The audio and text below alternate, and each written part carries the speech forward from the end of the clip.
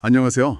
오늘 저희가 함께 파헤쳐볼 자료는 바로 마이크로소프트에 관한 것들입니다. 네, 반갑습니다. 아마 많은 분들이 그냥 윈도우나 오피스 만드는 회사, 이 정도로만 기억하실 텐데요. 그렇죠. 예전에는 그랬죠. 근데 요즘 AI 시대를 이야기할 때 절대 빼놓을 수 없는 이름이 됐습니다. 이제는 거의 중심에 서 있죠. 오늘 당신이 보내주신 이 자료들을 바탕으로 저희의 임무는 명확합니다.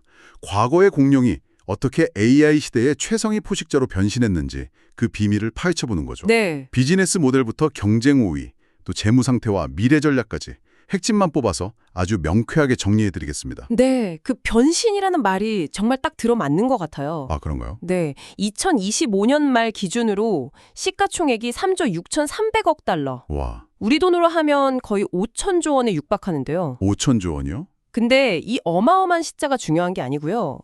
이 가치를 떠받치는 회사의 본질이 완전히 바뀌었다는 점. 이걸 이해하는 게 오늘 논의의 핵심입니다. 본질이 바뀌었다. 네, 자료들이 공통적으로 지적하는 것처럼 이건 더 이상 소프트웨어 회사가 아니에요. 클라우드와 AI라는 두 개의 엔진으로 움직이는 완전히 새로운 기업인 거죠. 좋습니다. 그럼 그 5천조 원짜리 거대 제국의 엔진룸부터 한번 열어보죠. 네, 자료들을 보니까 마이크로소프트의 사업은 크게 세 개의 기둥으로 이루어져 있더라고요. 맞아요. 첫 번째가 생산성 및 비즈니스 프로세스 부문인데요. 아, 우리한테 익숙한 것들이겠네요. 네, 바로 마이크로소프트 365, 즉 오피스 프로그램들하고 화상회의 툴인 팀즈, 그리고 비즈니스 SNS인 링크드인이 여기에 속합니다.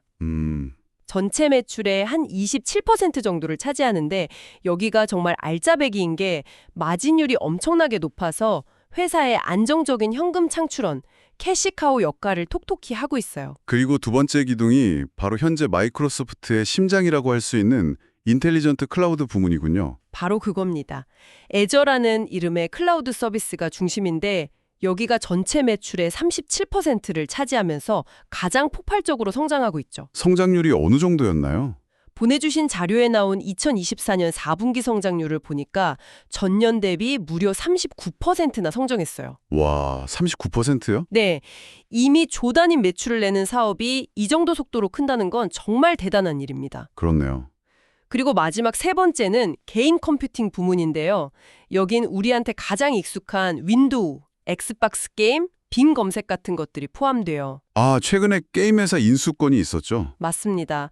액티비전 블리자드라는 거대 게임사를 인수하면서 게임 쪽 매출이 44%나 뛰었죠. 그런데 이 세 사업부가 각자 따로 움직이는 게 아니라 서로 엄청나게 끈끈하게 연결되어 있다는 점이 흥미로웠어요. 바로 그게 마이크로소프트의 가장 무서운 점입니다. 무서운 점이다. 네, 선순환 구조라고 부르는데 각 사업부가 서로를 끌어주고 밀어주면서 시너지를 내는 거죠. 예를 좀 들어주실 수 있나요? 그럼요. 대부분의 기업들은 이미 윈도우랑 오피스를 쓰고 있잖아요. 그렇죠. 거의 다 쓰죠. 그러니 자연스럽게 클라우드도 그냥 쓰던 마이크로소프트 걸로 하자. 이렇게 되는 겁니다. 아하. 반대로 애저 클라우드를 먼저 도입한 기업은 직원들 협업 툴로 팀즈나 마이크로소프트 365를 쓰게 되고요. 이건 단순한 시너지를 넘어서 기업이라는 고객을 마이크로소프트라는 생태계 안에 완벽하게 가둬버리는 효과를 냅니다. 흔히들 경제적 해자, 이코노믹 모트, 그러니까 성을 지키는 강물에 비유하잖아요. 네, 많이들 그렇게 얘기하죠. 사실 이 말은 빅테크 기업 얘기할 때마다 나오는 좀 상투적인 표현이기도 한데 마이크로소프트의 해자는 아마존이나 구글 같은 다른 기업들과 비교해서 그렇게 특별한가요? 아주 정확한 지적이에요. 마이크로소프트의 해자를 단순한 강물 수준으로 보면 안 됩니다. 강물이 아니다. 그럼 뭔가요? 이건 대양에 가깝죠. 대양이요? 네, 그 이유가 바로 높은 전환 비용 때문입니다. 기업 고객이 MS 생태계를 떠나는 건 단순히 이메일을 구글 워크스페이스로 바꾸는 것과는 차원이 다른 문제예요. 이건 마치 살고 있는 집의 기초공사를 통째로 바꾸는 것과 같아요.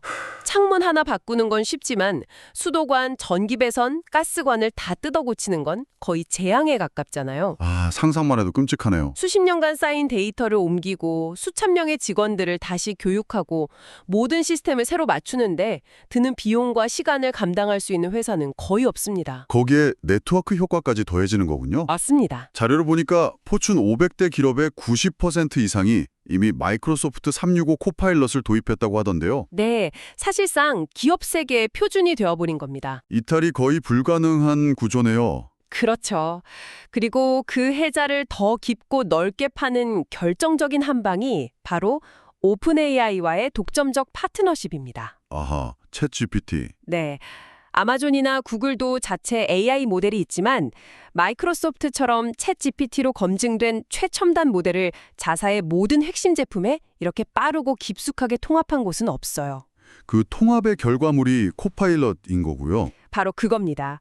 워드, 엑셀, 팀즈 같은 우리가 매일 쓰는 도구 안에 AI 비서가 들어와 있는 개념이라고 보면 되는데요.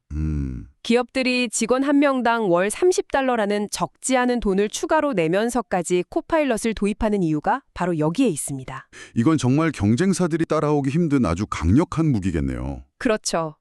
그런 기대감 때문인지 주가 움직임도 정말 엄청나더군요. 2023년 초에 $235 정도였던 주가가 2025년 말에는 $488까지 올랐으니까. 네, 거의 2배 이상 올랐죠. 네, 거의 107%가 오른 셈이에요. 이렇게 거대한 기업이 이런 속도로 성장한다는 게 믿기지 않을 정도인데 이 폭등을 이끈 진짜 동력은 뭘까요? 그게 네 가지로 압축할 수 있습니다. 네. 첫째는 명확해요. 챗 GPT가 불러온 AI 혁명의 가장 큰 수혜를 직접적으로 입었다는 점. 그렇죠. 둘째는 앞서 말씀드린 애저의 무서운 성장세입니다. 클라우드 시장 1위인 아마존 AWS의 성장률이 한 17% 정도에서 주춤하는 동안 애저는 30%가 넘는 성장률로 맹추격하며 격차를 좁혔죠. 잠깐만요. 그 애저의 성장세에 대해서 좀 더 짚고 넘어가고 싶네요. 네, 그러시죠. 물론 성장률이 높은 건 인상적이지만 여전히 시장 점유율은 AWS가 더 높잖아요. 맞습니다. 아직은 그렇죠. 구글도 막대한 자본을 쏟아붓고 있고요. 지금의 이 성장세가 AI 열풍에 기댄 일시적인 슈거러시는 아닐까요? 지속 가능성에 대한 의문은 없나요? 좋은 질문입니다. 실제로 많은 투자자들이 그 부분을 궁금해하죠. 네, 하지만 마이크로소프트의 강점은 기존 엔터프라이즈 시장, 즉 기업 고객 시장에서 수십 년간 쌓아온 신뢰와 관계에 있습니다. 아, 신뢰. AI 시대의 기업들이 가장 중요하게 생각하는 건 결국 데이터 보안과 안정성이거든요. 그렇죠. 그게 제일 중요하죠. 이런 면에서 오랫동안 믿고 써온 마이크로소프트가 유리한 고지를 점하고 있는 거죠. 게다가 단순 클라우드 인프라만 제공하는 게 아니라 그 위에서 돌아가는 오피스 365, 팀즈, 그리고 코파일럿까지 원스톱 솔루션으로 제공하니까 고객 입장에선 매력적일 수밖에 없습니다. 알겠습니다. 그럼 나머지 두 가지 동력은 뭔가요? 셋째는 경이로운 수익성입니다. 2025년 4분기 영업 마진율이 44.9%에 달했어요. 44.9%요? 네, 1,000원어치를 팔면 거의 450원이 남는다는 건데 제조업에선 상상도 못할 수치죠. 정말이네요. 마지막으로는 링크드인이나 액티비전 블리자드 같은 대규모 인수를 통해 고객을 생태계 안에 더 단단히 묶어두는 락인 효과를 극대화했다는 점입니다. 월스트리트의 반응도 거의 만장일치에 가깝더군요. 자료를 보니 애널리스트 36명 중에 33명이 매수 의견을 냈어요. 는 $620 중반대로 보고 있고요. 그렇죠. 그런데 이렇게 33명이나 사라고 외치니까 오히려 좀 불안한 마음이 드는 건 왜일까요? 하하, 그럴 수 있죠. 반대편에 서 있는 그 소수의 목소리, 그 곰들은 대체 뭘 걱정하고 있는 거죠? 그 불안감이 바로 신중한 투자자의 자세죠. 곰들의 우려는 크게 세 가지입니다. 세 가지요? 첫째, 막대한 투자 비용, 즉 자본 지출 캐펙스입니다. AI 혁명을 이끌려면 데이터 센터를 계속 지어야 하는데 여기에 분기당 160억에서 200억 달러, 우리 돈으로 20조 원이 넘는 돈을 쏟아붓고 있어요. 분기당 20조요? 네, 이건 밑빠진 독에 물붓기가 될 수도 있다는 우려죠. 둘째는 규제 리스크입니다. 지금 미국 연방거래위원회 FTC가 오픈 AI와의 관계를 사실상의 우회합병으로 보고 정밀 조사를 하고 있고요. 아, 그게 그렇게 보이는군요. 마지막으로 오픈 AI가 아직 엄청난 적자를 내고 있다는 점도 부담입니다. 그 손실의 일부를 마이크로소프트가 재무제표에 반영해야 하거든요. 지금의 AI 중심 마이크로소프트를 듣고 있으니 제가 어릴 때 알던 윈도우 제국과는 완전히 다른 회사처럼 느껴지네요. 완전히 다른 회사죠. 사티아 나델라라는 CEO 한 명이 어떻게 이렇게 거대한 회사를 뿌리부터 바꿀 수 있었을까요? 그 극적인 전환의 과정이 궁금합니다. 그 전환을 이해하려면 몇 가지 결정적인 순간을 짚어봐야 해요. 네, 첫 번째는 1980년 IBM과의 도스 계약입니다. 사실상 이 계약 하나로 PC 시대의 표준을 장악하면서 오늘날 마이크로소프트의 기틀을 마련했죠. 전설적인 계약이죠. 그리고 1990년대 윈도우로 전 세계 PC 시장의 90%를 장악하면서 제국을 건설했지만 여기서 역설이 발생합니다. 역설이요? 너무 강력한 독점 때문에 반독점 소송에 휘말렸고 이 소송에 발목이 잡혀 스마트폰으로 대표되는 모바일 시대의 흐름을 놓치게 되죠. 아, 윈도우를 지켜야 한다는 강박이 오히려 혁신의 발목을 잡은 셈이군요. 바로 그겁니다. 그리고 그 침체의 늪에서 회사를 건져낸 것이 바로 2014년 사티아 나델라 CEO의 취임이라는 세 번째 변곡점입니다. 결정적인 순간이었네요. 네, 그는 윈도우 중심주의를 과감히 폐기하고 클라우드 우선, 모바일 우선을 선언했어요. 회사의 운명을 180도 바꾼 거죠. 그게 단순한 구호가 아니었군요. 그럼요. 이건 기술 전략의 변화일 뿐만 아니라 모든 것을 윈도우 아래에 두려 했던 폐쇄적인 문화를 고객이 있는 곳이라면 어디든 간다는 개방적인 문화로 바꾼 거대한 문화혁명이었습니다. 와, 그 철학 아래 링크드인과 액티비전 분리자들을 인수한 건데요. 이건 단순히 회사 규모를 키운 게 아니라 링크드인을 통해 전 세계 전문가들의 데이터를, 액티비전을 통해 구독 기반의 컨텐츠 사업이라는 미래 성장 동력을 확보한 고도의 전략이었던 셈입니다. 나델라 CEO의 현재 전략은 AI의 모든 걸 거는 올인으로 보이는데요. 그렇죠. 거의 올인이라고 봐야죠. AI는 성택이 아닌 필수라는 내부 메모도 공개됐었죠. 모든 제품에 AI 에이전트를 씹는다는 에이전틱 AI나 개인의 업무 능력을 분석하는 워크 IQ 같은 개념들을 보면 정말 AI의 진심인 것 같아요. 네. 하지만 기술의 세계에서 올인은 항상 큰 위험을 동반하잖아요. 이 화려한 AI 전략의 그림자, 즉 우리가 구체적으로 살펴봐야 할 리스크는 어떤 것들이 있을까요? 그 그림자가 생각보다 짙고 넓게 드리워져 있습니다. 그런가요? 하나씩 조목조목 짚어보죠. 첫째는 앞서 잠시 언급한 규제 리스크입니다. 이걸 심각 단계로 봐야 해요. 심각 단계다. 미 FTC뿐만 아니라 유럽연합, EU에서도 마이크로소프트가 자사의 클라우드 서비스인 애저에 유리하도록 시장 지배력을 남용하고 있는지, 또 팀즈 같은 제품을 오피스에 묶어 파는 끼어 팔기가 불공정한 건 아닌지 집중적으로 들여다보고 있습니다. 만약 이게 문제가 되면 타격이 크겠네요. 그렇죠. 거액의 과징금이나 사업 분할 같은 조치가 내려진다면 타격이 클 수밖에 없죠. 두 번째 리스크가 정말 흥미롭던데요. 코파일럿의 사용률 문제 말입니다. 네, 이 부분이 아주 중요합니다. 도입률은 높은데 실제 사용률은 낮다는 건 쉽게 말해 많은 기업들이 돈을 내고 사놓기는 했는데 막상 직원들이 잘 안 쓴다는 뜻 아닌가요? 정확합니다. 이게 바로 현재 마이크로소프트가 마주한 수십억 달러짜리 질문이에요. 수십억 달러짜리 질문이다. 포춘 500대 기업의 70%가 도입했다는 건 엄청난 성공처럼 보이지만 월간 활성 사용자 수 MAU는 기대에 크게 못 미치고 있거든요. 마치 사무실마다 최고급 에스프레소 머신을 들여놨는데 대부분의 직원들은 여전히 익숙한 믹스커피를 타마시는 상황과 비슷해요. 하하, 비유가 재밌네요. 기업 입장에선 직원 한 명당 월 30달러를 더 낼 만큼의 생산성 향상이 정말 있는가라는 근본적인 질문을 던지기 시작했다는 신호입니다. 이 질문에 제대로 답하지 못하면 코파일럿은 반짝 유행으로 끝날 수도 있어요. 오픈 AI의 적자 문제나 공급망 리스크도 무시할 수 없겠군요. 그럼요.